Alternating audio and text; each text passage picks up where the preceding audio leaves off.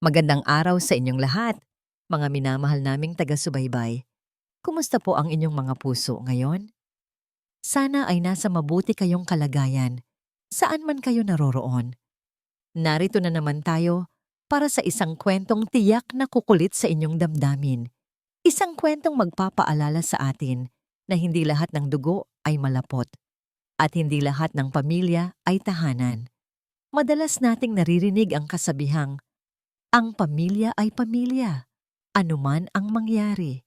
Pero paano kung ang mismong mga taong inalagaan mo at minahal ng buong puso ang siya ring magtutulak sa'yo sa bangin ng kamatayan? Paano kung ang inaasahan mong sandalan sa iyong pagtanda ay siya pang magiging dahilan ng iyong pagluha? Handa na ba kayong pakinggan ang katotohanan? Sa gabing ito, sa gitna ng malakas na ulan at dagundong ng kulog, tunghayan natin ang simula ng kalbaryo ni Lola Halia, isang ina na naghanda ng hapunan para sa kanyang kaarawan. Ngunit ang inihain sa kanya ay hindi pagmamahal, kundi isang trahedya. 7:00 na ng gabi. Ang matandang orasan sa dingding ay tila pagod na rin sa pagtiktak, kasabay ng mabagal at nanginginig na paghiwa ni Lola Halia sa mga kamatis. 82 taong gulang na siya ngayong araw. Ang kanyang mga kamay na puno ng kulubot at peklat ng pagsasakripisyo ay maingat na naglalagay ng pampaasim sa kumukulong sinigang. Ito ang paborito ng kanyang panganay, si Datu. Naalala pa niya noong bata pa ito, hindi ito kumakain kapag hindi asim-kilig ang sabaw. Nagluto rin siya ng kare-kare para sa kanyang anak na babae, si Marikit, at nagprito ng malutong na liempo para sa bunso niyang si Kidlat. Bumuntong hininga si Lola Halia. Tumingin siya sa labas ng bintana. Madilim ang langit at ang hangin ay nagbabadya ng isang malakas na bagyo. Pero sa loob ng kanyang puso, may maliit na kandila ng pag-asa na hindi namamatay. Darating sila, bulong niya sa sarili, habang inaayos ang suot niyang kupas na duster. Ito ang pinakamaganda niyang damit, ang regalong bigay ng yumaong asawa. 10 taon na ang nakararaan. Nangako sila, birthday ko ngayon. Inayos niya ang mesa, 3 pinggan para sa mga anak at isa para sa kanya. Sa gitna, may isang maliit na cake na binili niya sa kanto gamit ang naipong barya mula sa pagtitinda ng basahan. Walang pangalan, walang kandila, pero sapat na iyon para sa kanya. Biglang humawi ang liwanag ng headlights sa bintana. Narinig niya ang ugong ng isang malaking sasakyan. Napahawak si Lola Halia sa kanyang dibdib. Ang bilis ng tibok ng puso niya ay parang tambol ng fiesta. Nandito na sila. Bumukas ang pinto ng padabog. Pumasok ang malamig na hangin, kasabay ng 3 anino na matagal na niyang inaasam na makita. Ang baho naman dito, amoy luma na ewan. Reklamo agad ni Marikit habang nagtatakip ng ilong gamit ang mamahaling panyo.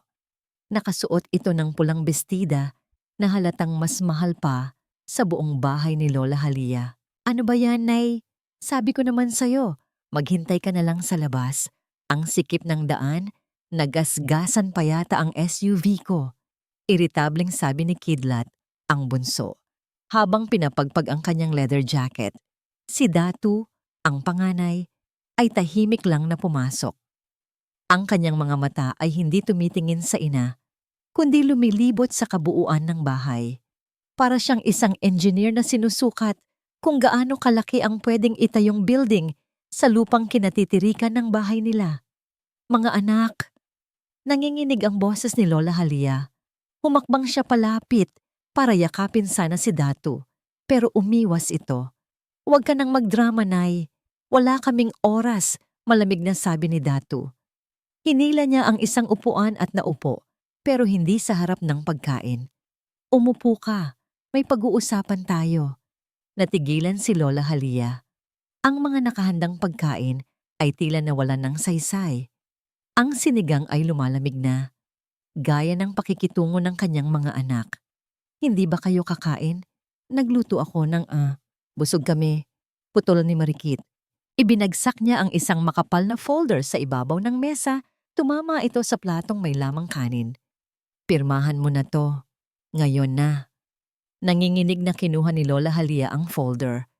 Malabo na ang kanyang mga mata, pero nababasa pa rin niya ang malalaking letra sa itaas.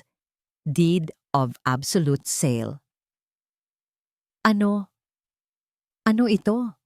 Tanong niya, kahit na alam na niya ang sagot.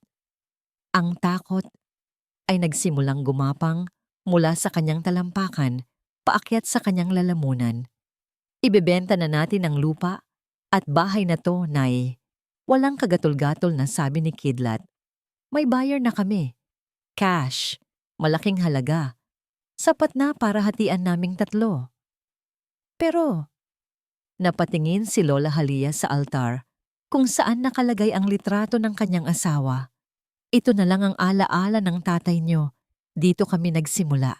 Dito kayo lumaki. Saan ako pupunta? Nagkatinginan ng magkakapatid. Isang tinginan na puno ng malisya at kasunduan.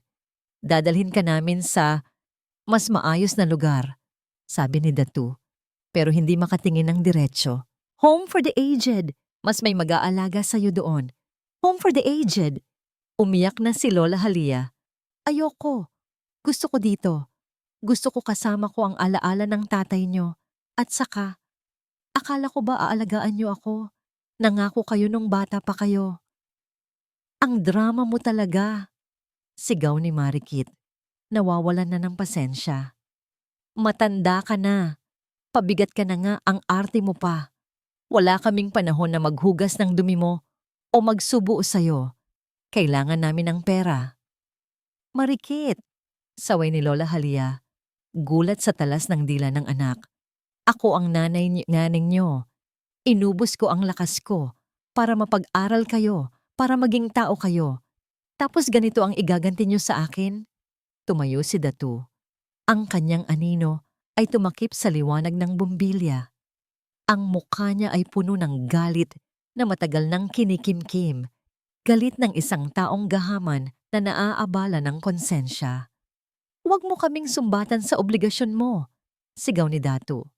Hinampas niya ang mesa ng malakas, tumalsik ang mangkok ng sinigang. Ang mainit na sabaw ay tumapon sa sahig. Humalo sa luhang pumapatak mula sa mga mata ni Lola Halia. Pipirma ka o hindi? Hindi! Hindi ako pipirma. Hinding-hindi ko ibibigay ang pamana ng ama niyo para lang lustayin niyo sa luho. Matapang na sagot ni Lola Halia habang mahigpit na yakap ang litrato ng asawa. Sa isang iglap, nawala ang natitirang respeto sa loob ng bahay na yon. Hinablot ni Kidlat ang braso ng ina. Ang kulit ng matandang to? Bitawan mo ako. Nasasaktan ako. Sigaw ni Lola Halia. Datu, gawin mo na. Utos ni Marikit habang nagmamadaling inililigpit ang mga dokumento para hindi mabasa ng sabaw. Lumapit si Datu. Wala nang pagkilala sa kanyang mga mata. Para siyang tumitingin sa isang basag na kasangkapan na kailangan ng itapon. Isang malakas na sampal ang dumapo sa pisngi ni Lola Halia. Paak! Tumilapon ang matanda sa sahig. Tumama ang kanyang ulo sa paa ng mesa. Nahilo siya at ang paningin niya ay nagdilim. Ang lasa ng dugo ay humalo sa kanyang bibig. Ang huli niyang nakita ay ang kanyang tatlong anak na nakatayo sa paligid niya, hindi para tulungan siya, kundi para hatulan siya. Wala nang silbi to, sabi ni Datu, humihingal. Kung ayaw niyang pumirma, edi kunin natin ang lahat sa paraang alam natin. Wala naman siyang kapitbahay na makakarinig. Anong gagawin natin? Tanong ni Kidlat. Medyo kinakabahan pero sumusunod pa rin. Tumingin si Datu sa isang sako ng bigas na walang laman sa sulok ng kusina. Pagkatapos, tumingin siya sa labas kung saan rumaragasa ang bagyo. Itali niyo siya, utos ni Datu. Ang boses ay kasing lamig ng hangin sa labas. Ngabong gabi, lilinisin natin ang bahay na to. Datu, anak. Mahinang ungol ni Lola Halia. Pilit na inaabot ang laylayan ng pantalon ng anak, pero hindi na siya pinakinggan. Naramdaman na lang ni Lola Halia ang magaspang na lubid na umiikot sa kanyang mga kamay at paa. Pilit siyang sumisigaw, Pero tinakpan ni Marikit ang kanyang bibig gamit ang panyo. At pagkatapos, ang mundo ay naging madilim. Isang sako ang isinuot sa kanyang ulo. Ang amoy ng alikabok at luma ay bumalot sa kanya. Naramdaman niyang binuhat siya na parang isang kaba ng basura. Wala ng nanay, wala ng happy birthday. Ang tanging narinig niya ay ang tunog ng ulan at ang malupit na utos ng sarili niyang dugo. Isakay niyo na sa likod ng pickup. Itapon natin siya sa lugar na walang makakakita. Bumabayo ang hangin at ulan sa labas. Tila nakikiiyak ang langit sa kalupitang nagaganap sa gabing iyon. Ang itim na pickup truck ni Datu ay humahagibis sa madulas na kalsada. Palayo sa bayan, palayo sa konsensya. Sa loob ng sasakyan, nakatodo ang aircon at malakas ang tugtog ng radyo. Isa itong upbeat na pop song, isang nakasusulasok na kontradiksyon sa krimeng kasalukuyan nilang ginagawa. Hinaan mo nga yan, nakakarindi. Sigaw ni Marikit mula sa passenger seat. Panay ang spray niya ng pabango sa loob ng sasakyan. Pakiramdam ko amoy lupa pa rin tayo. Kadiri talaga. Relax ka lang, Kit. Sagot ni Kidlat mula sa backseat, bagaman nanginginig ang kanyang tuhod. Panay ang lingon niya sa likod ng truck, kung saan naroon ang isang sako na tinatakpan ng trapal. Sigurado ba kayong hindi siya mamatay doon sa lamig? Tiningnan siya ni Datu sa rearview mirror. Ang mga mata ng panganay ay walang bahid ng pagsisisi, tanging determinasyon lang ng isang taong nagtatapon ng basura. Mas mabuti ngayon, malamig na sagot ni Datu. Kapag nawala na siya, wala nang haharang sa pagbenta ng lupa. Wala nang dada ng dada, wala nang pabigat. Pero Datu, nanay pa rin natin yon. Mahinang bulong ni Kidlat. Nanay? Tumawa ng mapakla si Marikit. Ang nanay. Dapat nag-iiwan ng yaman sa mga anak. Hindi sakit ng ulo. Tingnan mo nga tayo. Tayo na lang ang hindi pa nakakapag-travel sa Europe sa mga magbabarkada. Dahil yan sa kanya at sa pesteng lupa na ayaw niyang bitawan. Mas binilisan pa ni Datu ang pagpapatakbo. Lumagpas sila sa mga ilaw ng kabahayan at pumasok sa madilim at maputik na daan patungo sa Sikat Araw dump site. Ito ang lugar na tinatapon ng buong bayan ang mga bagay na wala ng halaga at para sa magkakapatid na balawis, doon din nababagay ang kanilang ina. Huminto ang sasakyan sa gilid ng isang bangin na puno ng bundok ng basura. Ang amoy ay masangsang, humahalo sa amoy ng ulan at nabubulok na pagkain. Kumidlat ng malakas at sa isang iglap na liwanag, nakita ang mga ipis at daga na nagtatakbuhan sa paligid. Bilisan nyo, utos ni Datu habang pinapatay ang makina pero iniiwan ang headlights na nakabukas. Ayokong madumihan ang sapatos ko ng sobra. Bumaba silang tatlo. Ang ulan ay humahampas sa kanilang mga mukha pero hindi ito sapat para hugasan ang dumi ng kanilang mga kaluluwa. Pumunta sila sa likod ng pickup. Hinila ni Datu ang trapal. Naroon ang sako, nanginginig, gumagalaw.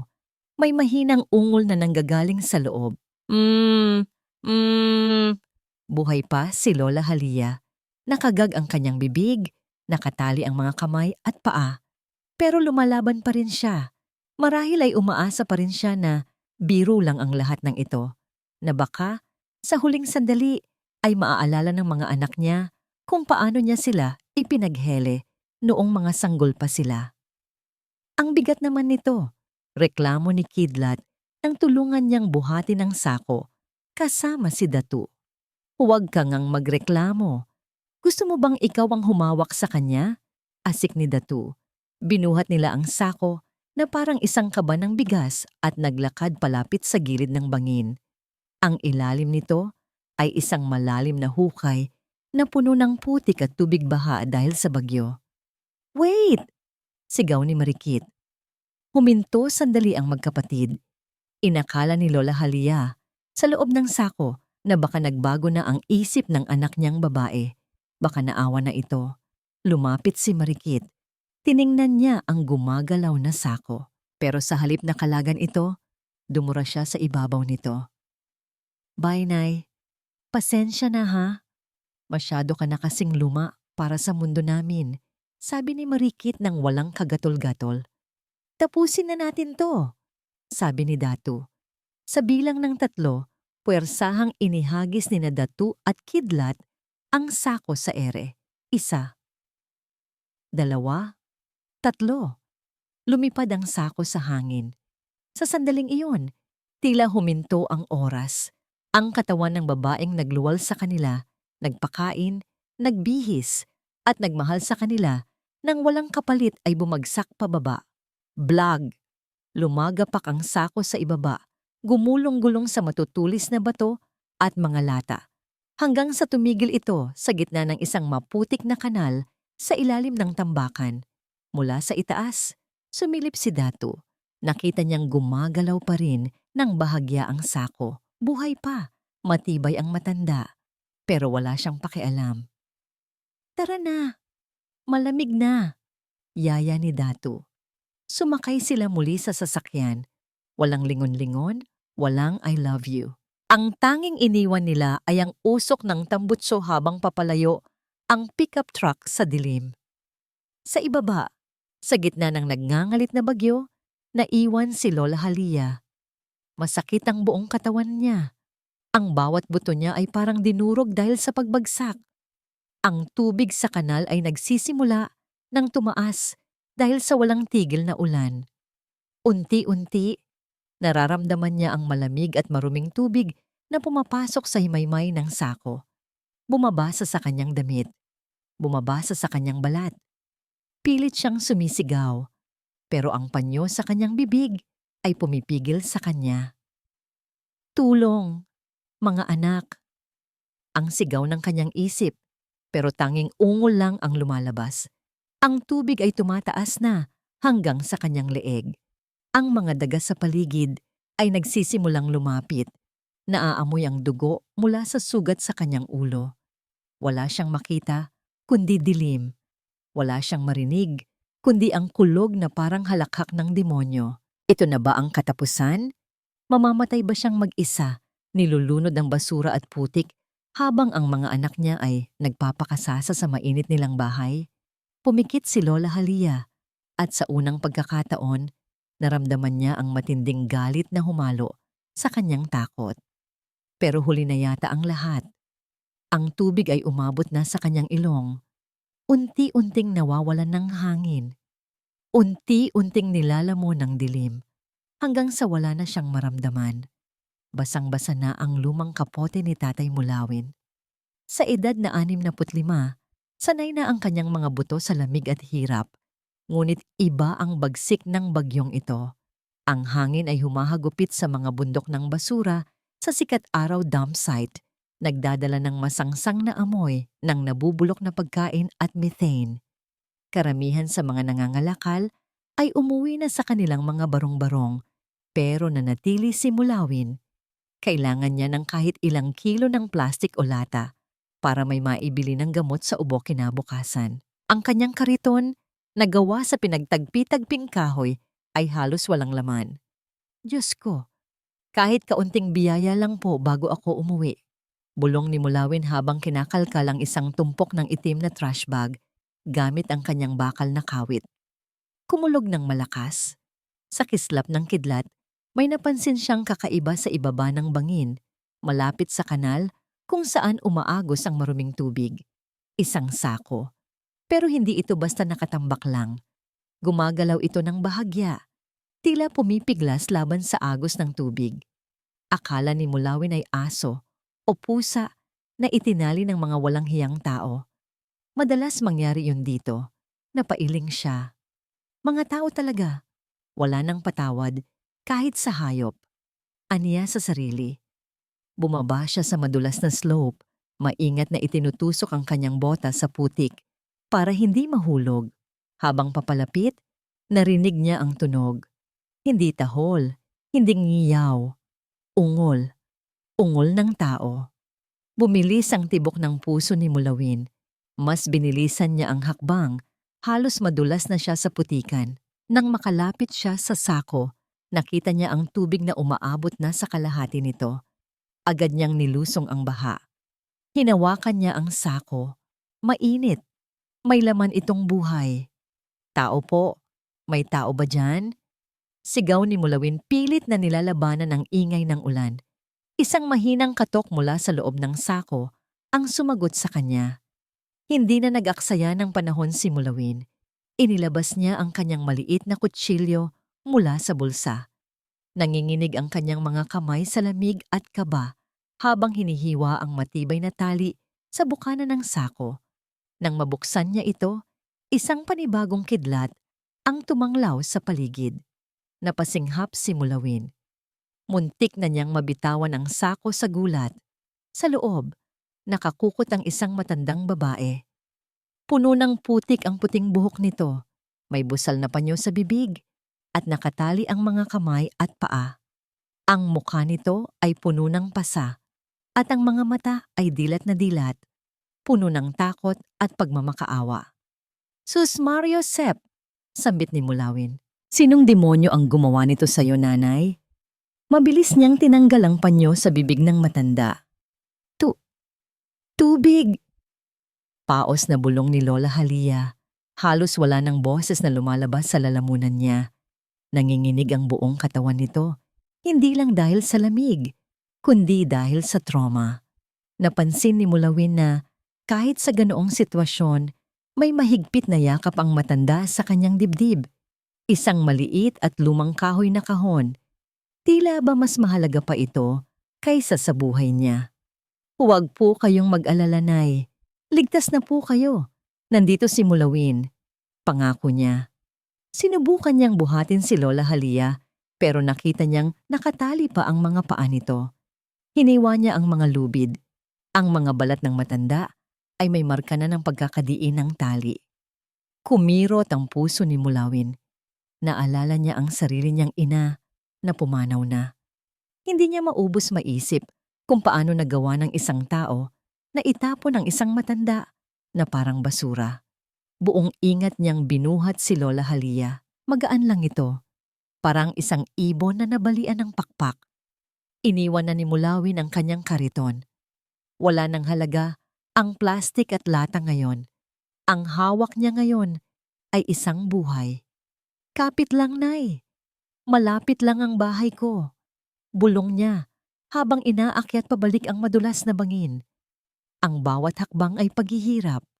Ang ulan ay parang mga karayom na tumutusok sa kanila. Pero hindi binitawan ni Mulawin si Lola Halia. Naramdaman niyang isinandal ng matanda ang ulo nito sa kanyang balikat. Tila naghahanap ng init sa gitna ng napakalamig na mundo. Nakarating sila sa maliit na barong-barong ni Mulawin sa gilid ng dam site. Gawa ito sa pinagtagping yero at plywood, pero tuyo ang loob. Inihiga niya si Lola Halia sa kanyang papag na may manipis na banig. Mabilis siyang kumuha ng tuyong tuwalya at pinunasan ang putik sa mukha ng matanda. Nagpakulo siya ng tubig sa maliit na kalan gamit ang mga naipong kahoy. "Eto po, Nay, uminom muna kayo ng mainit na tubig." Alok ni Mulawin habang inaalalayan ang ulo ni Lola Halia. Uminom ng kaunti si Lola at napapikit siya nang maramdaman ang init na dumadaloy sa kanyang lalamunan. Unti-unting bumabalik ang kulay sa kanyang maputlang mukha. Dumilat siya at tumingin kay Mulawin. Ang mga mata ng lalaking nasa harap niya ay pagod at marungis, pero puno ng awa at kabutihan. Ibang-iba sa mga mata ng kanyang mga anak kanina. Mga anak na nakasuot ng magaganda, pero may pusong maitim. "Salamat," garalgal na sabi ni Lola Halia. Pagkatapos, bigla siyang napahawak sa dibdib niya. Ang kahon ko?" Ngumiti ng tipid si Mulawin at itinuro ang kahon na inilagay niya sa tabi ng unan. "Nariyan po, Nay. Walang kumuha. Ligtas na kayo dito." Napabuntong hininga si Lola Halia. Ang higpit ng hawak niya sa kumot ay lumuwag ng kaunti. Ang luha na kanina pa pinipigilan ay tuluyan ng bumagsak. Hindi dahil sa sakit, kundi dahil sa ginhawa. Sa wakas, May isang tao, isang estranghero, na tumingin sa kanya bilang tao, hindi bilang basura. Sa labas, patuloy ang hagupit ng bagyo. Pero sa loob ng munting barong-barong na iyon, sa ilalim ng liwanag ng isang aandap-andap na lampara, nagsimulang mabuo ang isang pamilyang hindi idinikta ng dugo, kundi ng tadhana. Nagising si Lola Halia sa tunog ng tumitilaok na manok at ang amoy ng sinusunog na kahoy. Masakit pa rin ang kanyang buong katawan at ang bawat pagkilos niya ay tila may tumutusok na karayom sa kanyang mga kalamnan. Pero nang imulat niya ang kanyang mga mata, hindi ang madilim na sako o ang mabahong kanal ang bumungad sa kanya. Sikat ng araw ang sumisilip sa mga siwang ng dingding na gawa sa pinagtagpi-tagping yero. Napatingin siya sa gilid. Nakaupo si Mulawin sa isang maliit na bangko, abala sa pag-ihip ng apoy sa kalan. May nakasalang na maliit na kaldero doon. Nang mapansin niyang gising na ang matanda, agad itong lumapit na may dalang ng ngiti. "Magandang umaga po, Nay Halia. Kumusta po ang pakiramdam niyo?" tanong ni Mulawin. "Salamat. Salamat sa pagligtas mo sa akin," mahinang sagot ni Lola Halia. Sinubukan niyang umupo at agad siyang inalalayan ni Mulawin. "Huwag po kayong mabigla sa paggalaw. Malakas ang pagkakahulog niyo kagabi. Milagro ngang walang nabali sa inyo," sabi ni Mulawin habang kumukuha ng isang basong tubig. "Uminom muna kayo." Habang umiinom, pinagmasdan ni Lola Halia ang paligid. Ang bahay ni Mulawin ay maliit lang, sapat lang para sa isang tao. Pero kahit mahirap ang kalagayan nito, malinis ang bawat sulok. May mga plastik na bote at lata na maayos na nakasalan sa labas, ang tanging kabuhayan ng lalaking nagligtas sa kanya. "Bakit mo ako tinulungan?" tanong ni Lola Halia. Ang kanyang tinig ay puno ng pagtataka. "Isang pulubi lang ako sa paningin ng iba. Isang basurang itinapon na. Wala akong maibabayad sa'yo." Tumigil si Mulawin sa paghahalo ng niluluto niya. Tumingin siya sa malayo. Tila may naalalang masakit na nakaraan. "Nay, hindi po lahat ng bagay sa mundo ay may katumbas na halaga. Nawalan din po ako ng pamilya noon. Nasunog ang bahay namin at wala akong nagawa para iligtas sila. Noong nakita ko kayo sa loob ng sako, parang binigyan ako ng Diyos ng pagkakataon na may mailigtas naman sa pagkakataong ito." Kinuha ni Mulawin ang mangkok at nilagyan ito ng mainit na sopas, simpleng lugaw na may kaunting luya at malunggay. "Kain na po kayo. Sopas ng pag-asa yan," biro niya para mapangiti ang matanda. Dahan-dahang sumubo si Lola Halia. Ang init ng pagkain ay tila humahaplos sa kanyang nagdurugong puso.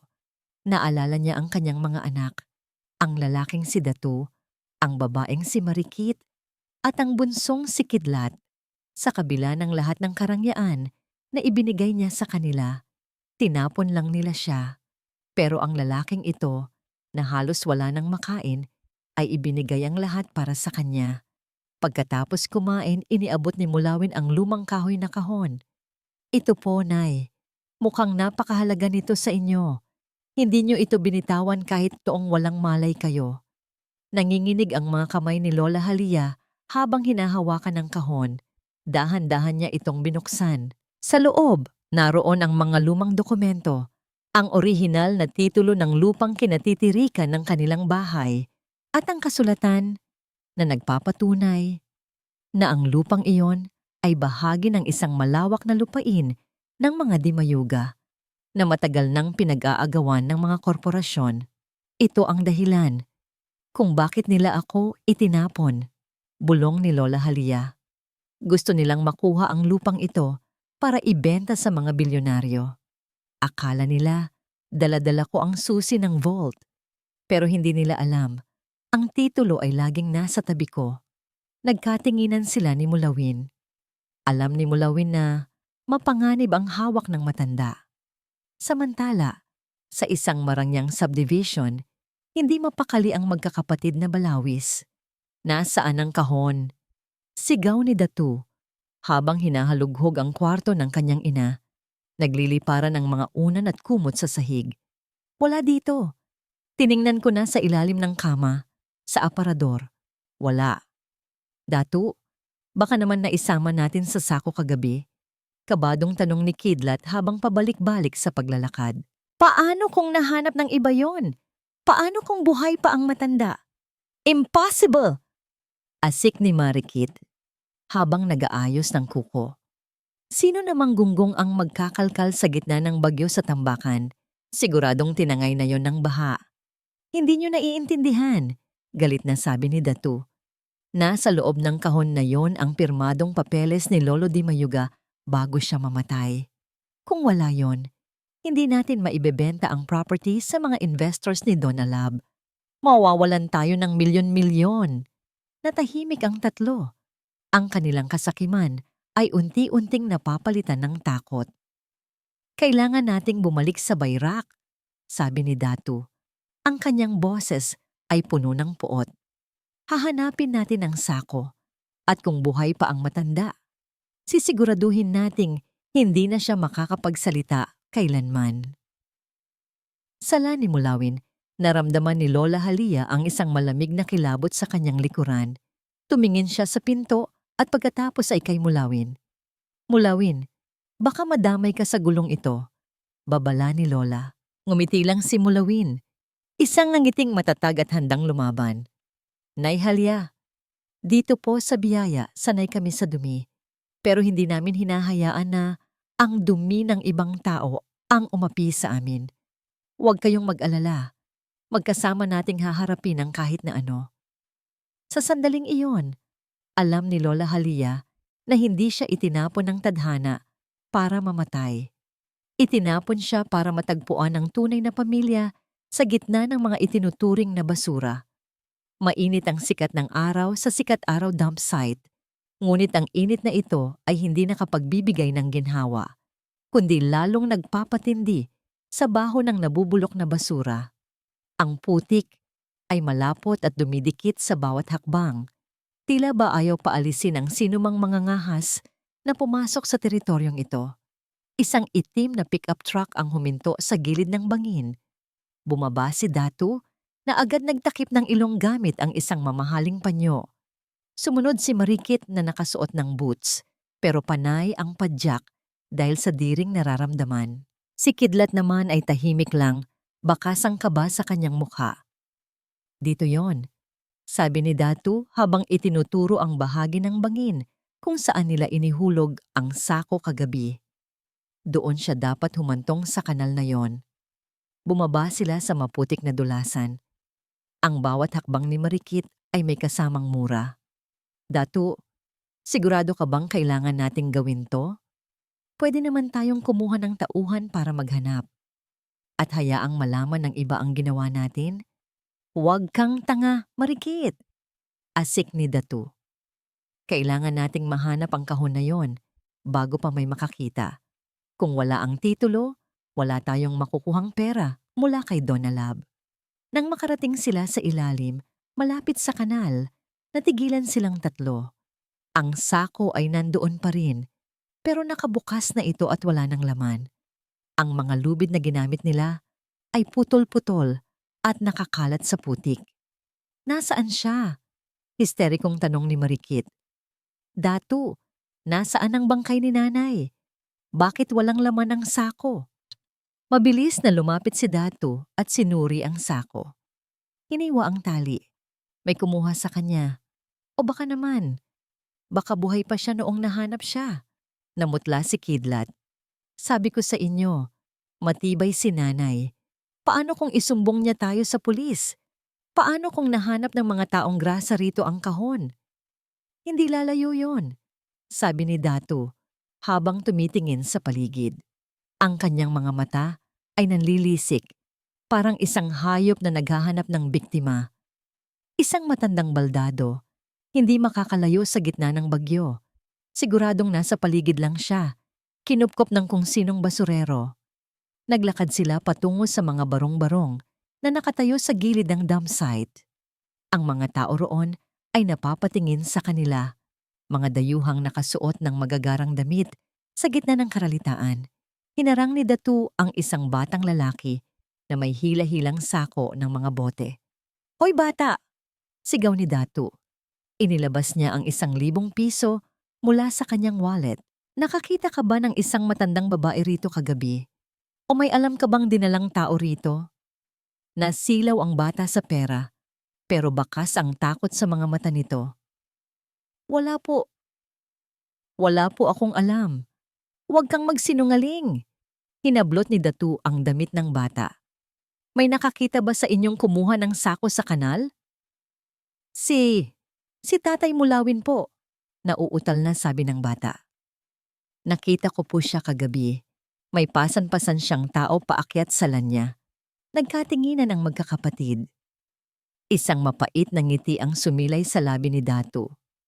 "Mulawin ha, nasaan ang lan ng matandang yon?" Itinuro ng bata ang isang maliit na barong-barong na nakatayo ng bahagya sa mas mataas na bahagi ng tambakan. Hindi ito kalayuan, pero tago ito sa likod ng malalaking tumpok ng gulong. "Kidlat, kunin mo ang bakal sa likod ng truck," utos ni Datu. "Marikit, maghanda ka. Kapag nahanap natin sila, walang titira. Kunin ang kahon at tapusin ang dapat tapusin." "Datu, papatayin ba natin pati ang lalaking kumuha sa kanya?" tanong ni Kidlat, nanginginig ang boses. "Saksi siya, Kidlat. Sa mundong ito, ang mga saksi ay dapat pinatatahimik." Malamig na sagot ni Datu. Habang naglalakad sila patungo sa lan ni Mulawin, ang langit ay muling nagdilim. Tila nagbabanta ng panibagong pag-ulan. Pero sa loob ng munting barong-barong, naramdaman ni Lola Halia ang panganib. Nakita niya mula sa maliit na butas ng dingding ang pamilyar na pickup truck at ang 3 anino na papalapit. "Mulawin, nandito na sila," bulong ni Lola Halia. Ang kanyang puso ay parang gustong tumalon sa kanyang lalamunan. "Ang mga anak ko, paparating na sila para tapusin ako." Humarap si Mulawin sa kanya, kinuha ang kanyang bakal na kawit at tumayo sa harap ng pinto. Ang kanyang mukha ay walang bakas ng takot. Tanging ang paninindigan ng isang taong wala nang mawawala. "Huwag po kayong lalabas, Nay Halia. Itago niyo ang kahon sa ilalim ng mga basahan," utos ni Mulawin. "Haharapin ko sila. Dito sa tambakan, ako ang hari. Hindi nila kayo makukuha nang hindi dumaan sa akin." Narinig ang malalakas na hakbang sa labas. Ang tunog ng putik na nayayapakan ay parang bawat tibok ng orasan na bumibilang sa huling sandali. "Mulawin, lumabas ka dyan!" sigaw ni Datu mula sa labas. "Ibigay mo sa amin ang matanda at ang ninakaw nyo. Kung ayaw mong sunugin ko ang lungga mong ito." Niyakap ni Lola Halia ang kahoy na kahon sa dilim. Ang kanyang mga anak, na dati niyang inaawitan ng hele, ay narito na ngayon para maging kanyang mga berdugo. Ang labanan para sa katarungan at buhay ay magsisimula na sa gitna ng mga basurang itinapon ng mundo. Nararamdaman ko ang panginginig ni Lola Halia sa likuran ko. Ang kanyang maliliit na kamay ay nakakapit sa suot kong lumang kamiseta.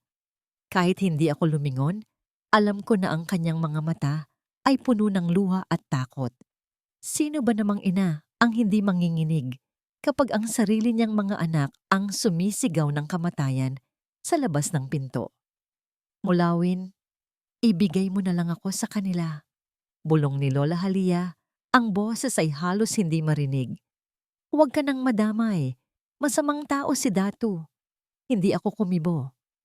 Hinigpitan ko ang hawak sa aking kalawanging bakal na kawit, ang sandata ko sa pang-araw-araw na paghahanap buhay. Ngayon, ito ang magiging sandata ko para sa katarungan. Nay Halia, minsan lang ako binigyan ng pagkakataon ng langit na makagawa ng tama. Sabi ko nang hindi inaalis ang tingin sa pinto. Hindi ko kayo bibitawan. Plag! Isang malakas na sipa ang nagpayanig sa binaluktot na yero na nagsisilbing pinto ng aking lan. Tuluyan itong bumukas at tumambad sa akin ang 3 figura na parang mga bampirang nasilaw sa liwanag. Pumasok si Datu. Ang kanyang mukha ay namumula sa galit. Sumunod si Marikit na panay ang takip ng ilong at si Kidlat na may hawak na tubong bakal. Ayan, sabi ko na nga ba nandito ang matandang yan. Turo ni Marikit habang nandidiri sa paligid. Hoy, lalaking madungis, ibigay mo sa amin ang nanay namin at ang kahon na ninakaw nyo. Huminga ako ng malalim at humakbang pasulong. Walang ninakaw dito. Ang tanging nakita ko sa tambakan kagabi ay isang sako ng basura na may lamang tao. Kayo ba ang nagtapon nito? Naganggit-ngit ang mga ngipin ni Datu. Wala kang pakialam kung anong ginagawa namin sa pamilya namin. Ibigay mo sa amin ang kahon kung ayaw mong mabulok sa ilalim ng tambakang ito. Datu, Kidlat, Marikit. Lumitaw si Lola Halia mula sa likuran ko. Ang kanyang boses ay nanginginig, pero may bakas ng pait. Bakit? Bakit niyo ito ginagawa sa akin? Ako ang nagluwal sa inyo. Ako ang nagpalaki sa inyo. Tumigil ka, Nay, sigaw ni Marikit. Ang bagal mo kasing mamatay. Kung pinirmahan mo lang yung papeles, sana nasa maayos kang bahay ngayon, hindi sa basurang ito. Hindi niyo siya makukuha, sabi ko nang may diin. Umalis na kayo, bago ko patawagin ang mga kasama ko. Tumawa ng nakakaasar si Datu. Mga kasama? Sinong mga kasama? Ang mga basurerong tulad mo? Sige nga, tawagin mo. Sumenya si Datu kay Kidlat. Kidlat, kunin mo ang matanda. Ako na ang bahala sa amoy basurang ito. Lulundag sana si Kidlat patungo kay Lola Halia, pero mabilis kong iwinasiwas ang aking bakal na kawit. Tumama ito sa tubong bakal na hawak niya, na lumikha ng isang matunog na ingay. Klang. Sabi ko, huwag kayong lalapit. Sigaw ko. Pero mas malakas si Kidlat. Itinulak niya ako ng buong puwersa at dahil sa katandaan ko, tumama ang likod ko sa mga nakasalansan kong lata. Sa isang pagkakataon, nahablot ni Datu ang braso ni Lola Halia at pilit itong hinila palabas. Aray! Nasasaktan ako. Datu, bitawan mo ako? Sigaw ni Lola Halia. Nasaan ang kahon? Nasaan? Yugyog ni Datu sa matanda. Ngunit bago pa man sila makalabas ng tuluyan, isang kakaibang tunog ang pumuno sa paligid. Klang! Klang! Klang! Tunog ito ng mga kutsara na ipinupukpok sa mga kaldero. Tunog ng mga bakal na ipinapalo sa yero. Mula sa kadiliman ng mga eskinita ng biyaya, isa-isang lumabas ang mga kapitbahay ko. Ang mga nangangalakal, ang mga labandera, ang mga batang lansangan. Hawak nila ang kanilang mga gamit sa pagtatrabaho. Itak, pala, kahoy at mga bato. Pinamunuan sila ni Mang Isko, ang pinakamatandang basurero rito. Bitawan niyo ang matanda, sigaw ni Mang Isko. Hindi niyo siya pwedeng saktan sa teritoryo namin. Natigilan ang magkakapatid na balawis. Napapalibutan na sila ng halos 50 tao na ang mga mata ay puno ng paniningil. Para sa mga taga-biyaya, ang pag-api sa isang matanda ay pag-api sa kanilang lahat. Ano to? Revolusyon ng mga pulubi? Pangungutya ni Marikit, pero baka sa boses niya ang takot. Umalis kayo sa daan! Pulis ang tatawagan namin! Tawagan nyo, hamon ng isang ali na may hawak na walis tingting, para malaman ng buong mundo kung paano nyo itinapon ang nanay nyo sa dump site. Dahil sa takot na baka kuyugin, nabitawan ni Datu ang braso ni Lola Halia. Agad siyang sinalo ng mga kababaihan sa aming hanay. Namula ang mukha ni Datu sa matinding kahihiyan at galit. Para sa isang taong tulad niya, ang mapahiya sa harap ng mga basura ay isang kasalanang hindi mapapatawad. Akala niyo ba nanalo na kayo? Sigaw ni Datu. Inabot niya ang likuran ng kanyang bewang at inilabas ang isang makintab na baril. Napasinghap ang lahat. Ang mga tao ay bahagyang napaatras, pero walang umalis. Ang takot ay naroon, pero ang galit ay mas matimbang. Ibigay niyo sa akin ang matanda at ang titulo o uubusin ko kayong lahat dito. Baliw na sigaw ni Datu. Itinutok niya ang baril sa akin. Pagkatapos ay kay Lola Halia. Huling babala. Kidlat, kunin mo ang kahon. Sa gitna ng tensyon, narinig ang papalapit na tunog ng sirena. Hindi lang isa, kundi marami. Ang mga ilaw na asul at pula ay nagsimulang tumama sa mga bundok ng basura. Datu, ang pulis. Tara na. Hila ni Marikit sa braso ng kapatid. Hindi ako aalis nang wala yung titulo. Giit ni Datu, habang ang kamay niya ay nanginginig sa gatilyo. Sa sandaling iyon, ang lahat ay tila tumigil. Ang ulan ay nagsimulang pumatak muli. Dahan-dahan, habang ang kapalaran ni Lola Halia at ng buong biyaya ay nakabitin sa isang bala. Mula sa loob ng aking sasakyan, pinagmamasdan ko ang kaguluhang nangyayari sa gitna ng tambakan. Ang ulan ay humahampas sa windshield habang ang asul at pulang ilaw ng mga patrol car ay nagbibigay ng nakaririnding liwanag sa paligid. Bumukas ang pinto ng sasakyan. Ibinaba ko ang aking paa sa maputik na daan. Ang aking mamahaling leather shoes ay agad na bahiran ng dumi, pero wala akong pakialam. Inayos ko ang aking suit at naglakad patungo sa kumpol ng mga tao. Bitawan mo ang baril, Datu Balawis, malamig kong sabi. Ang boses ko ay matatag. Sapat para makuha ang atensyon ng lahat. Napalingon si Datu. Ang kanyang mukha ay bakas ng gulat nang makita ako. Don Alab? Anong ginagawa niyo rito? Hindi ko siya sinagot. Naglakad ako palapit sa matandang babaeng nakatayo sa tabi ng isang lalaking may hawak na bakal na kawit. Ang matandang babae ay nanginginig. Yakap-yakap ang isang lumang kahoy na kahon. Nang magtama ang aming mga mata, naramdaman ko ang isang pamilyar na kirot sa aking dibdib. Lumapit ako sa kanya at dahan-dahang lumuhod sa putikan, sa harap mismo ni Lola Halia. Lola, ako po ito, si Alab. Bulong ko. Sapat lang para marinig niya. Kumunot ang noo ni Lola Halia. Alab? Ang batang payat na laging humihingi ng kanin sa tapat ng bahay ko noon. Ngumiti ako, kahit na may luhang nagbabadyang pumatak sa aking mga mata. Opo, Lola. Ako yung batang ulila na laging niyong binibigyan ng pandesal at mainit na sopas tuwing umuulan. Ang batang sinabihan niyo na balang araw, magiging malaking tao ako. Nabitawan ni Lola Halia ang kanyang takot. Ang kanyang mga kamay, na kanina ay nanginginig, ay dahan-dahang humawak sa aking mukha. Alab, ikaw na nga yan.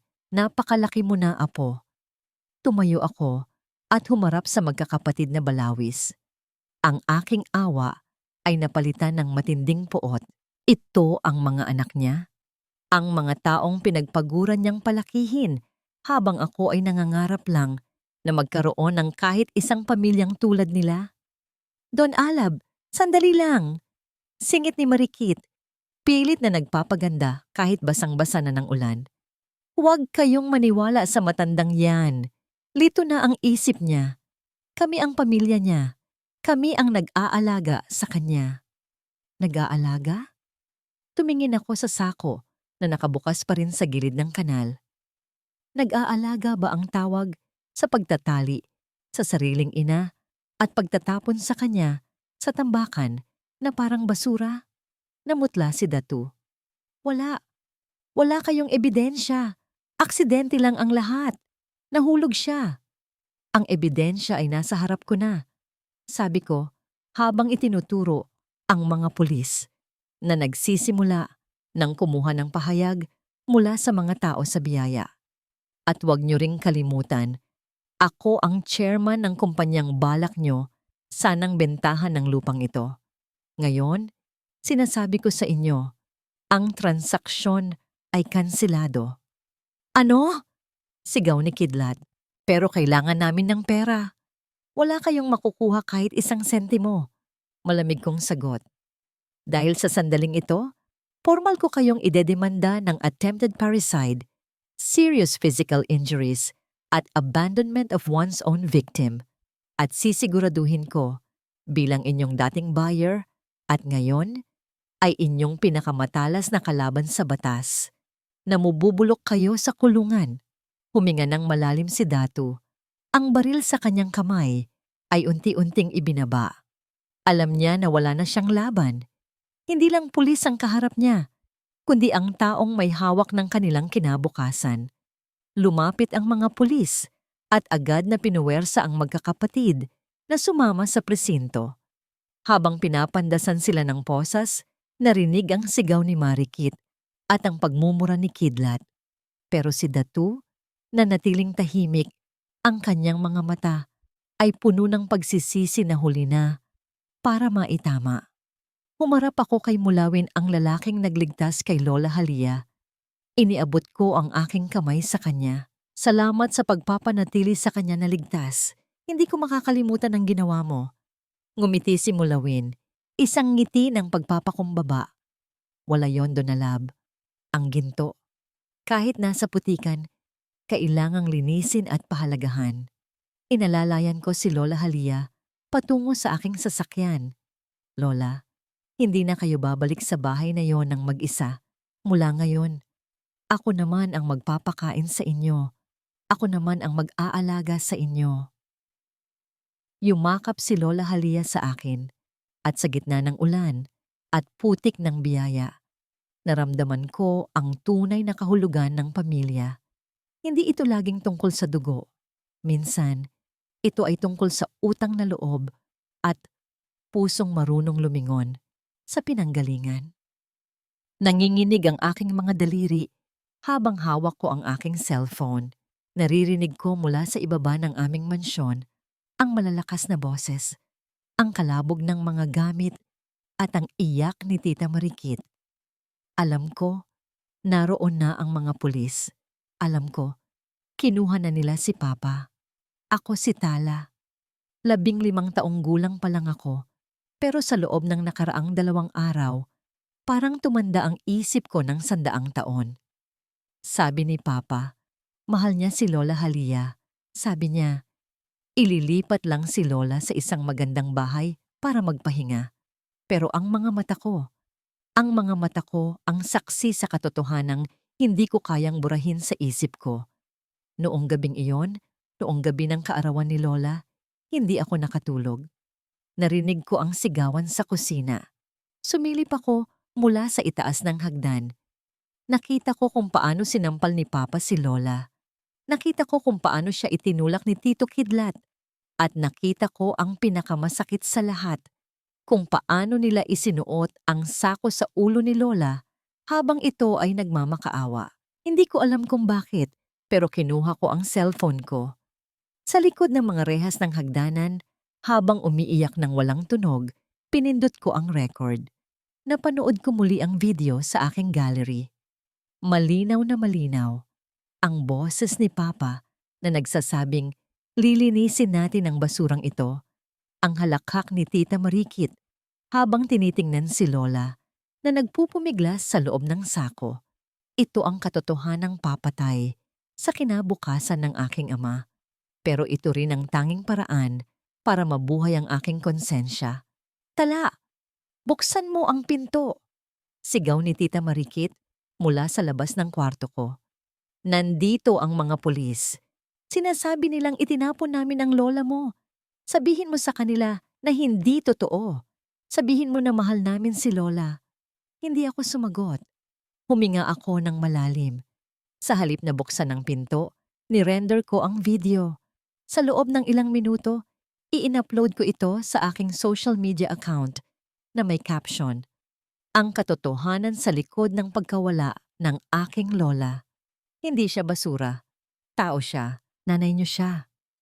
Pagkatapos, kinuha ko ang aking bag at lumabas sa bintana ng aking kwarto. Tumakbo ako palayo sa aming bahay, palayo sa kasinungalingang kinalakihan ko. Nagpunta ako sa lugar kung saan alam kong naroon si Lola, sa biyaya. Pagdating ko roon, nakita ko ang isang malaking itim na sasakyan at maraming tao. Nakita ko si Lola Halia. Nakaupo siya sa loob ng sasakyan, katabi ang isang lalaking mukhang disente at mayaman. "Lola," sigaw ko habang tumatakbo patungo sa kanya. "Tala? Apo?" Gulat na sabi ni Lola Halia nang makita ako. Agad siyang bumaba at niyakap ako ng mahigpit. "Bakit ka nandito? Delikado rito, apo." "Lola, patawad po." "Patawad po dahil hindi ko kayo natulungan noong gabing yon." Iyak ko sa kanyang balikat. Takot na takot po ako kay Papa. Pero ngayon, hindi na ako matatakot. Ipinakita ko ang aking cellphone sa lalaking katabi ni Lola, si Donna Lab. Nakita ko ang pagbabago ng kanyang muka habang pinapanood ang video. Ang kanyang mga panga ay naggit-ngit at ang kanyang mga mata ay parang nagniningas na apoy. "Ito na ang huling pako sa kabaong ng kanilang kalayaan," sabi ni Donna Lab. "Tala, napakatapang mo. Salamat sa pagpanig sa katotohanan." Sa loob lang ng isang oras, naging viral ang video. Kumalat ito sa buong Pilipinas na parang apoy sa tuyong damo. Ang mga komento ay puno ng galit at pagnanais ng katarungan. Ang hashtag Justice for Lola Halia ay naging numero 1 sa lahat ng platforms. Ang mga tao sa biyaya, na dati ay tahimik lang, ay nagsimulang mag-chant ng katarungan para kay Lola Halia. Ang balita ay nakarating sa lahat ng sulok ng bansa. Ang magkakapatid na Balawis na dati ay tinitingala dahil sa kanilang yaman ay naging simbolo ng pinakamasamang uri ng pagkatao. Nakatayo ako sa tabi ni Lola Halia habang pinapanood ang mga pulis na pilit na isinasakay si Papa sa patrol car sa harap ng maraming reporters. Nakita ko si Papa na nakatingin sa akin mula sa malayo. Ang kanyang mga mata ay puno ng galit. Parang tinatraidor ko siya, pero tiningnan ko siya ng diretso. "Hindi kita tinraidor, Papa," bulong ko sa hangin. "Tinraidor mo ang sarili mo nung itinapon mo ang taong nagbigay sa iyo ng buhay." Hinawakan ni Lola Halia ang aking kamay. "Salamat, Tala. Ang liwanag mo ang tumapos sa kadilimang ito." Alam ko, hindi na magiging katulad ng dati ang lahat. Mawawalan kami ng bahay, mawawalan kami ng yaman, at mawawalan ako ng ama. Pero sa unang pagkakataon, sa loob ng mahabang panahon, nakahinga ako ng maluwag. Dahil ang katarungan ay hindi na lang isang pangarap. Ito ay isang realidad na naririto na. Dala ng isang simpleng video at isang batang pusong tumangging manahimik. Ang loob ng courtroom ay malamig. Ngunit ang tensyon sa hangin ay tila nagbabaga. Nakaupo ako sa witness stand. Ang aking mga kamay ay mahigpit na nakahawak sa panyo na ibinigay sa akin ni Mulawin bago kami pumasok. Sa kabilang panig, nakita ko ang aking 3 anak, si Datu, si Marikit, at si Kidlat. Nakasuot sila ng kulay kahel na uniforme ng bilanggo. Wala na ang kanilang mamahaling alahas. Wala na ang kanilang pagmamataas. "Nanay! Nanay! Patawarin mo kami!" Biglang sigaw ni Marikit habang humihagulgol. "Nalito lang kami, Nay. Mahal ka namin. Nay, please. Ayaw ko dito sa kulungan. Hindi ko kaya dito." Dugtong ni Kidlat na halos hindi na makatingin ng diretso dahil sa hiya. Si Datu ay nanatiling tahimik, ngunit nakita ko ang panginginig ng kanyang mga panga. Hanggang ngayon, tila hindi pa rin siya makapaniwala na ang basura na itinapon niya ay narito ngayon para maging kanyang hukom. Tumingin ako sa kanila. Ang sakit na naramdaman ko noong gabing iyon sa bayrak ay muling bumalik. Ngunit hindi na ito ang sakit ng isang biktima. Ito ang pait ng isang ina na namulat sa katotohanan. Tumayo ang saksi, utos ng hukom. Dahan-dahan akong tumayo sa tulong ni Donna Lab. Huminga ako ng malalim bago ako nagsalita. Ang buong silid ay tumahimik, tila pati ang hangin ay nakikinig. "Hukom, pagsisimula ko." Ang aking boses ay mahina sa simula, pero unti-unting lumalakas. "Ang mga taong nakikita nyo sa harap nyo ay ang mga taong binuhat ko sa aking sinapupunan ng 9 na buwan. Sila ang mga batang pinuyat ako, pinagod ako, at binigyan ko ng lahat ng aking pagmamahal. Inakala ko na sa aking pagtanda, sila ang magiging aking mga mata kapag ako ay malabo na ang paningin at aking mga paa kapag ako ay hindi na makalakad. Tumigil ako sandali at tumingin kay Datu. Pero noong gabing iyon, hindi niyo ako tiningnan bilang ina. Tiningnan niyo ako bilang isang hadlang sa inyong kayamanan. Itinali niyo ang aking mga kamay na nagpakain sa inyo. Binalot niyo ng sako ang ulo ng inang kumanta sa inyo ng hele. Patawad, Nay. Patawad. Muling sigaw ni Marikit. Umiling ako. Marikit, ang kapatawaran ay madaling ibigay ng isang ina. Bilang nanay niyo, pinatawad ko na kayo sa loob ng aking puso. Pero bilang isang mamamayan na inapi at tinangkang patayin, kailangan nating harapin ang katarungan. Ang pag-ibig ay hindi sapat na dahilan para kalimutan ang krim. Kinuha ni Don Alab ang lumang kahoy na kahon at inilapag ito sa harap ng hukom. Dito sa loob ng kahon na ito, sabi ko habang binubuksan ng takip, narito ang titulo ng lupang pinag-interesan nyo. At narito rin ang aking huling testamento na kapipirma ko lang kaninang umaga sa tulong ni Don Alab. Napatingin ang magkakapatid sa kahon ng may halong pananabik at takot. Ibinibigay ko ang lahat ng aking ari-arian, ang lupang ito at ang lahat ng aking naipon sa Biyaya Foundation. Isang foundation na itatayo ni Don Alab para sa mga matatandang inabandona ng kanilang mga pamilya at para sa mga batang ulila sa dump site. Pahayag ko, wala kayong makukuha kahit isang duling na sentimo. Ang kayamanan na naging dahilan ng inyong kasamaan ay siya ring magiging instrumento para sa kabutihan ng iba. Napasigaw si Datu sa galit. Pilit siyang tumayo para sumugod, pero agad siyang pinigilan ng mga guards. Wala kang karapatan. Amin yan. Pinagtrabahuhan namin yan. Wala kayong pinagtrabahuhan, Datu. Sabi ko nang may diin. Ninanakaw niyo lang ang dapat ay para sa lahat. Pagkatapos ng ilang oras na paglilitis at dahil sa bigat ng ebidensya, ang viral video ni Tala, ang testimonya ni Mulawin, at ang mismong mga sugat sa aking katawan, ibinigay na ng hukom ang hatol.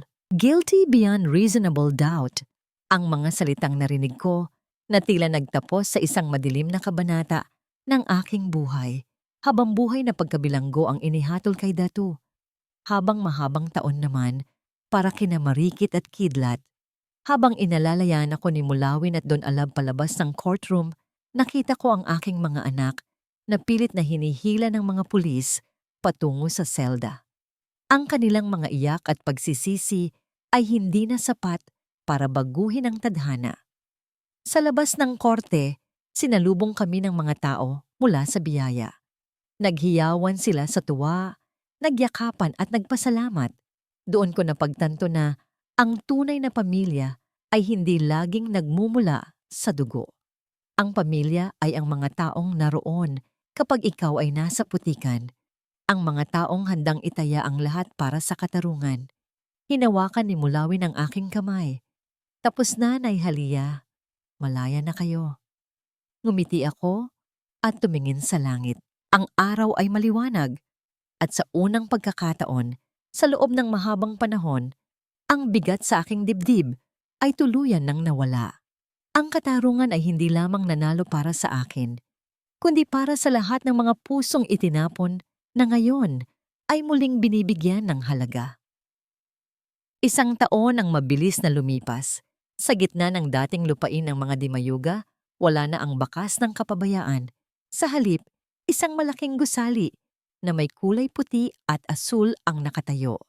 Ang Halias Haven, kusina ng Kalinga. Hindi ito isang malamig na institusyon, kundi isang bahay na puno ng buhay. Dito, ang mga matatandang walang matuluyan ay may sariling silid at ang mga batang lansangan mula sa biyaya ay may lugar para mag-aral at kumain. Sa kusina ng foundation, abala si Lola Halia sa paghahalo ng isang malaking kaldero ng sinigang. Wala na ang kaba sa kanyang mga kamay, tanging ang sigla ng isang taong may layunin sa buhay. Sa tabi niya, si Mulawin ay abala sa pag-aayos ng mga sako ng bigas. Hindi na siya nangangalakal sa basura. Siya na ang tumatayong tagapamahala ng logistika ng foundation. Nay Halia, dahan-dahan lang. Marami na tayong katulong dito. Baka mapagod kayo. Biro ni Mulawin habang pinupunasan ang pawis sa noo. Ngumiti si Lola Halia, isang ngangiting abot hanggang sa kanyang mga mata. Mulawin, ang pagluluto para sa mga taong nagmamahal sa iyo ay hindi nakakapagod. Ito ang gamot ko. Pumasok sa kusina si Tala. Suot ang kanyang uniforme sa paaralan. Agad siyang humalik sa pisngi ni Lola Halia at ni Tatay Mulawin. Lola, Tatay, mataas po ang nakuha kong marka sa exam. Napakahusay mo talaga, apo. Puri ni Lola Halia habang hinahaplos ang buhok ng kanyang tanging tunay na pamilya sa dugo na nanatili sa kanyang tabi. Maya-maya pa ay dumating ang isang pamilyar na sasakyan. Bumaba si Don Alab, dala ang ilang mga papeles at mga regalo para sa mga bata. Magandang hapon po. Lola, may magandang balita ako. Ang aming kumpanya ay magbibigay ng scholarship para sa 10 bata dito sa foundation bawat taon. Nagyakapan ang lahat. Sa loob ng gusaling yon, ang tawanan ay mas malakas kaysa sa anumang alaala ng sigawan noon. Sa kabilang panig ng mundo, sa loob ng pambansang bilangguan, ang realidad ay ibang-iba. Si Datu ay nakaupo sa isang madilim na sulok ng kanyang selda. Wala na ang kanyang kapangyarihan. Ang tanging naririnig niya ay ang mura ng kanyang mga kasamahan at ang tunog ng bakal na rehas. Wala ni isa sa kanyang mga dating kaibigan o business partners ang bumisita sa kanya. Para sa kanila, siya ay isa na ring basura. Sina Marikit at Kidlat naman ay magkahiwalay na nagdurusa sa kanilang sariling mga selda. Si Marikit, na dati ay hindi madikit sa dumi, ay ngayon ay naglalaba ng mga uniforme ng ibang bilanggo para lang magkaroon ng kaunting pabor. Si Kidlat ay palaging nakatingin sa kawalan. Inaalala ang mga araw na sana ay pinili niyang protektahan ang kanyang ina kaysa sumunod sa kasakiman ng kanyang mga kapatid. Ang kanilang kayamanan ay naglaho, ang kanilang dangal ay nabaon, at ang tanging naiwan sa kanila ay ang multo ng kanilang ginawa. Natutunan nila ang pinakamapait na leksyon. Ang pagtatraidor sa magulang ay isang utang na sisingilin ng tadhana ng may kasamang interes.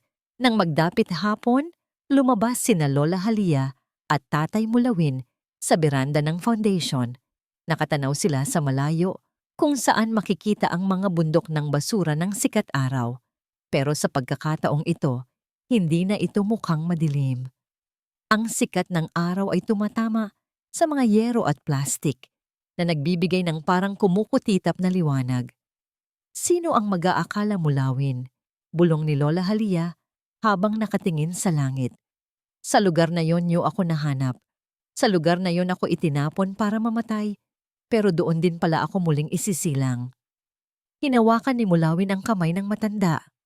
Dahil ang tunay na halaga ng tao, Nay Halia, ay hindi na susukat sa kung saan siya galing o kung ano ang kanyang pag-aari. Ang tunay na halaga ay nasa tibay ng kanyang loob at sa kabutihang hindi kayang lamunin ng kahit anong putik. Napapikit si Lola Halia habang dinadama ang malamig na simoy ng hangin. Wala na ang galit, wala na ang pait. Ang tanging naroon ay ang kapayapaan ng isang pusong nahanap ang kanyang katarungan at ang kanyang bagong tahanan. Ang kwento ni Lola Halia ay hindi lamang kwento ng isang biktima. Ito ay kwento ng isang tagumpay. Tagumpay ng kabutihan laban sa kasakiman. At patunay na hanggat may isang taong handang tumulong, ang pag-asa ay hinding-hindi matatabunan ng kahit anong tumpok ng basura. Ang ating mga magulang ang naging tulay natin patungo sa mundong ito. Ang utang na loob sa kanila ay hindi isang obligasyon na nababayaran ng pera, kundi isang banal na tungkulin na dapat nating dalhin hanggang sa huling sandali. Ang kasakiman sa yaman ay pansamantala lamang, ngunit ang puot ng isang inang inapi ay may dalang sumpa na hindi matatakasan. Lagi nating tandaan ang pagtrato natin sa ating kapwa, lalo na sa ating mga magulang, ang siyang magdidikta ng ating magiging dulo. Ang katarungan ay maaaring mabagal, pero hinding-hindi ito natutulog. Maraming salamat po sa inyong matiyagang pakikinig sa kwento ni Lola Halia at Tatay Mulawin. Sana ay nagustuhan nyo ang paglalakbay na ito at naging inspirasyon ito sa inyong mga puso. Ano po ang inyong naging reaksyon sa naging wakas ni na Datu, Marikit at Kidlat? Sa tingin nyo ba ay naging sapat ang parusa sa kanila? At anong uri naman ng kwento ang gusto ninyong marinig sa susunod? I-comment nyo lang po sa ibaba. Dahil binabasa po namin ang inyong mga suhestyon. Hindi dito nagtatapos ang ating paglalakbay. Marami pa pong kwentong kasing ganda at mas puno ng aral dito sa aming channel. Kung nagustuhan nyo ang kwentong ito, i-like, i-share sa pamilya at mga kaibigan. At mag-subscribe na rin para lagi kayong updated sa mga susunod pa naming kwento. I-click nyo ang notification bell para kayo ang unang makarinig kapag may bago kaming upload. Pagpalain po kayo ng Panginoon, kayo at ang inyong buong pamilya. Hanggang sa muli.